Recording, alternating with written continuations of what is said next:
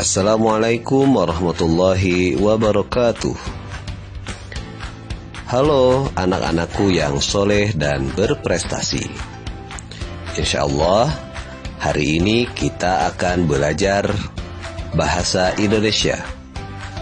Pertemuan pertama di kelas 4, tema 1, subtema 1, berkaitan dengan keragaman budaya bangsaku. Hari ini kita akan belajar menemukan gagasan pokok dan gagasan pendukung pada suatu bacaan atau pada suatu teks. Suatu bacaan terdiri atas beberapa paragraf. Biasanya setiap paragraf memiliki gagasan pokok dan gagasan pendukung. Gagasan pokok adalah ide atau topik yang dibahas pada suatu teks. Bisa berupa kalimat inti atau pokok paragraf. Sedangkan gagasan pendukung adalah uraian atau informasi tambahan pada suatu teks yang terletak pada kalimat penjelas. Gagasan pokok dapat kita temukan di awal paragraf, di akhir paragraf, atau di awal dan di akhir paragraf. Sekarang bagaimana kalau kalian mau menemukan gagasan pokok dan gagasan pendukung pada suatu teks? Maka ada beberapa cara, ya. Kita perhatikan cara yang pertama.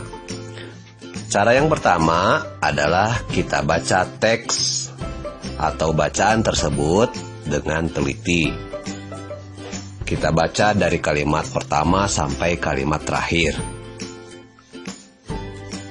Setelah itu kita tentukan kalimat utama dan kalimat penjelasnya. Perhatikan paragraf berikut. Batik merupakan kain tradisional Indonesia.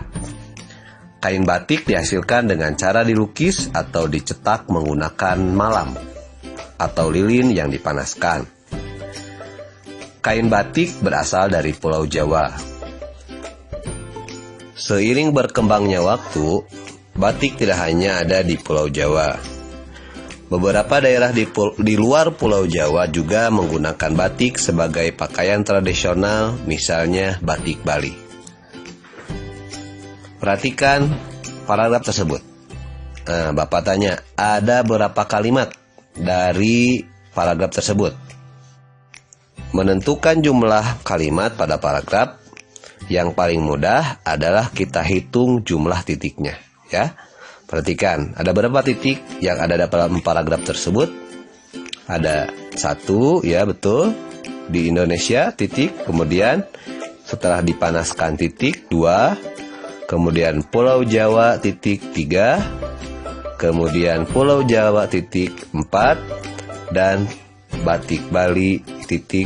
5. Nah, berarti kalau seperti itu ada berapa? Ya betul, ada 5 kalimat. Nah gitu ya, ada 5 kalimat. Lalu kita akan menentukan kalimat utamanya. Nah, lihat, ingat, gagasan pokok itu tadi terdapat di awal atau di akhir paragraf. Kita baca kalimat di awalnya, perhatikan. Nah, kalimat pertamanya yaitu batik merupakan kain tradisional Indonesia. Kita lihat di kalimat yang terakhir. Beberapa daerah di Pulau Jawa menggunakan batik sebagai pakaian tradisional, misalnya batik Bali. Nah, anak-anakku, dari 2 kalimat ini, kalimat pertama dan akhir, untuk menentukan mana kalimat utama adalah kalian harus tahu topik paragrafnya itu tentang apa. Apakah tentang batik Jawa atau tentang batik yang ada di Indonesia? Mana kalimat yang umum? Nah, kalimat yang umum adalah ternyata kalimat yang pertama. Mengapa? Karena paragraf ini atau teks ini menjelaskan tentang kain batik yang ada di Indonesia. Nah, itu kalimat utamanya. Apa buktinya? Kita tahu kalimat keduanya tentang cara membuat batik, ya. Kemudian ada asal batik. Kemudian juga ada batik tidak hanya di Pulau Jawa dan ada batik Bali. Jadi, kalimat yang pertama adalah kalimat utama. Nah, setelah kita menentukan kalimat utama dan kalimat penjelas, sekarang kita lebih gampang untuk menentukan gagasan pokok dan gagasan pendukung. Ingat, gagasan pokok dan gagasan pendukung itu diambil dari kalimat yang tadi. Gagasan pokok diambil dari kalimat utama. Boleh langsung menjadi gagasan pokok atau kita cari idenya. Contoh, kita tahu tadi bahwa kalimat utama adalah kalimat yang pertama. Batik merupakan kain yang memiliki motif tradisional asli Indonesia. Berarti gagasan pokoknya adalah, kita bisa perpendek ya, batik merupakan kain asli Indonesia. Nah, jadi itu gagasan pokoknya. Batik merupakan kain asli Indonesia. Lalu, apa gagasan pendukungnya? Kita akan ke kalimat selanjutnya.